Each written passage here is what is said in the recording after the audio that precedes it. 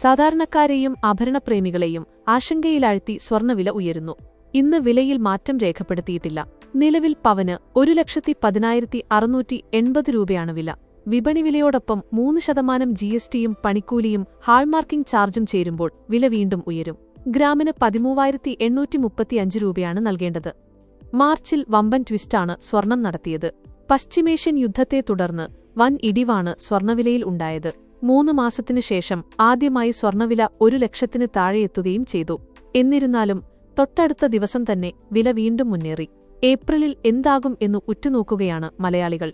April 1-ന് 1,11,080 രൂപ നിരക്കിലായിരുന്നു വ്യാപാരം.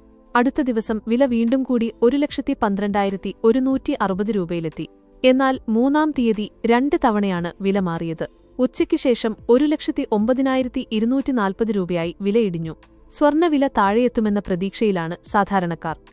സംഘർഷം തുടരുന്നതിനിടെ സുരക്ഷിത നിക്ഷേപം എന്ന നിലയിൽ വിവിധ രാജ്യങ്ങളിലെ കേന്ദ്രബാങ്കുകൾ സ്വർണം വാങ്ങിക്കൂട്ടിയതാണ് സ്വർണ്ണവില കൂടാൻ കാരണം. അതേസമയം ഇറാനെതിരെയുള്ള യുദ്ധം അവസാനിപ്പിക്കുന്നതിൽ അമേരിക്ക ചർച്ചകൾ നടത്താൻ തയ്യാറാകുന്നത് പ്രതീക്ഷ നൽകുന്നുണ്ട്. ആഗോള സാമ്പത്തിക പ്രതിസന്ധിക്കുള്ള സാധ്യത കൂടുന്നത് വരും ദിവസങ്ങളിലെ സ്വർണ്ണവിലയെ സ്വാധീനിച്ചേക്കും.